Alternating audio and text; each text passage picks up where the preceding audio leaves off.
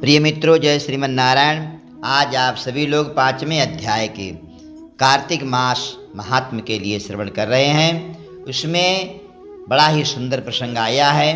राजा पृथु ने नारद जी से पूछा कि हे भगवान, माघ मास और कार्तिक मास इत्यादि का जो व्रत रखते हैं उसकी उद्यापन करने की विधि क्या है, स्नान करने की विधि क्या है, नियम धर्म कर्म वो सब आप मुझे पूरा बतलाने की कृपा करें। तब नारद जी उनसे भगवान की मंगलमय दिव्य कथा श्रवण कराते हैं। प्रिय मित्रों, राजा पृथु ने कहा, हे मुनि जी, आपने कार्तिक और माघ मास का विस्तृत फल कहा है, अब इसकी विधिवत स्नान की विधि, नियम और उद्यापन की विधि भी हमसे कहिए। नारद जी ने कहा कि अब आप विष्णु भगवान के अंश से उत्पन्न हुए हैं, अतएव यह बात आपको मालूम ही है, तथापि मैं यथोचित विधान आपसे कहता हूँ, उसे सावधान होकर के सुनिए। आश्विन मास के शुक्ल पक्ष एकादशी से सावधान होकर के कार्तिक मास का व्रत करना चाहिए। इस व्रत को करने वाला सर्वदा रात्रि के चौथे पहर में उठे, अर्थात प्रातः काल 3 बजे उठ जाए। जल का पात्र लिए हुए गांव से बाहर पूर्व दिशा में उत्तर दिशा में जावे। हमेशा दिन में अथवा सायंकाल को कान पर जनेऊ चढ़ा करके, पृथ्वी पर चरणों को बिछा करके, सिर को कपड़े से ढक करके, मुंह को यत्नपूर्वक बंद करके थूक इत्यादि श्वास नहीं करना चाहिए। सांस को रोक करके मलमूत्र का त्याग करना चाहिए। प्रिय मित्रों, आज ये सारी समस्याएं समाप्त हैं। जो अपने बाथरूम, लेटरिन वगैरह घर में बने हुए उसमें जाते हैं, लेकिन वहाँ पर भी नियम धर्म का पालन करें। वहाँ पर मोबाइल ना चलाएं, बीड़ी सिगरेट वगैरह ना पिएं। साथ में कुछ लोग बातें भी करते हैं, बातें ना करें। बातें करने से आपका यज्ञोपवीत खंडित हो जाता है, फिर नया धारण करना पड़ता है। इसीलिए टट्टी पेशाब करते समय, मलमूत्र त्याग करते समय कभी भी बोलना नहीं चाहिए। शौच इत्यादि करने के बाद में फिर मिट्टी लगाने का विधान है। 1 बार लिंग में, 3 बार हाथ में, फिर शिशन तथा हाथ में 2-2 बार, 5 बार गुदा में और 10 बार बाएं हाथ में। दोनों हाथों में 7 बार मिट्टी लगाकर अच्छी तरह से हाथों को धोना चाहिए। यदि मिट्टी नहीं है तो साबुन से जरूर हाथों को धोना चाहिए, तभी शुद्धता होती है, पवित्रता होती है। ये गृहस्थियों के लिए है और ब्रह्मचारियों के लिए दूनी, वानप्रस्थियों के लिए 3 गुनी, सन्यासियों के लिए 4 गुनी व्यवस्था है, जो शुद्धि की विधि बतलाई गई है।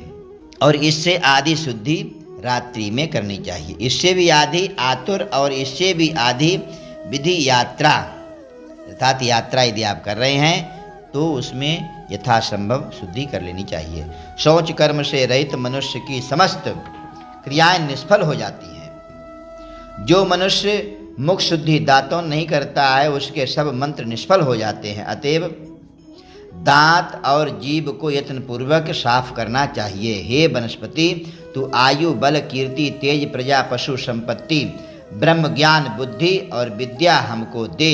या मंत्र पढ़ करके दातून वृक्ष से ग्रहण करनी चाहिए, या मंत्र कह करके दूध वाले वृक्ष से 12 अंगुल की दातून लेकर के करे, तथा श्राद्ध और व्रत के दिन ना करे। प्रतिपदा, अमावस्या, नवमी, षष्ठी, रविवार और सोमवार सूर्य के ग्रहण में दंत धावन ना करना चाहिए। और कटीले पेड़, कपास, संभालू, पीपल, बरगद, रेण और निर्गंध वृक्षों की दातुन नहीं करें। तत्पश्चात फूल, माला, चंदन और पान इत्यादि पूजन सामग्री लेकर के प्रसन्न मन होकर के भक्तिपूर्वक भगवान विष्णु अथवा शिव जी के मंदिर में जावे। वहाँ देवताओं को अर्घ्य, आचमनी आदि वस्तुओं से अलग अलग भगवान का पूजन करे, प्रार्थना कर, नृत्य गीत आदि मंगल कृत्य करे।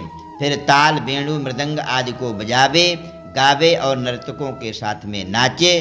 फिर माला, चंदन, तांबूल आदि उन गायकों को भी दे, क्योंकि वेद स्थान में गाने वाले भी साक्षात विष्णु भगवान के ही मूर्ति होते हैं। जो सतयुग आदि में विष्णु भगवान को तपस्या, योग और दान द्वारा प्रसन्न करते थे, किंतु कलयुग में अनुराग सहित भगवत गुणगान ही भगवान को प्रसन्न करने के लिए प्रधान माना गया है।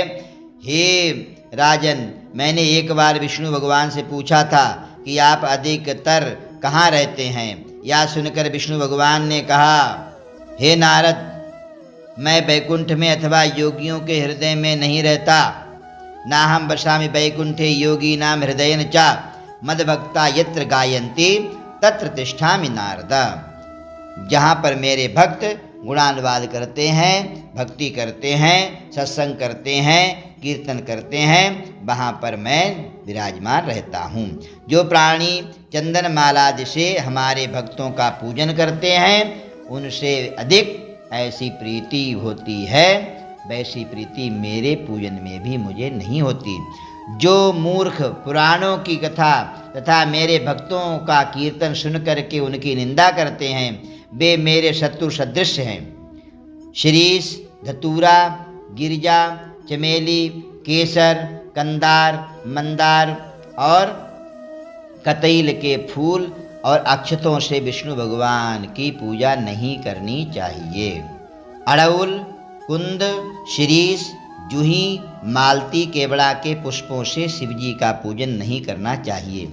लक्ष्मी की अभिलाषा रखने वाले पुरुष को चाहिए कि तुलसी पत्र से गणेश की, ये बड़े ध्यान देने वाली बातें हैं, इसको बार बार सुनना, कि लक्ष्मी को चाहने वाला अर्थात जिसके घर में दरिद्रता नहीं आए, लक्ष्मी मैया सदैव निवास करें, तो सुनो, तुलसी पत्र से गणेश की और दूर्वा से दुर्गा की, अगस्त के फूल से सूर्य नारायण की पूजा कभी नहीं करनी चाहिए।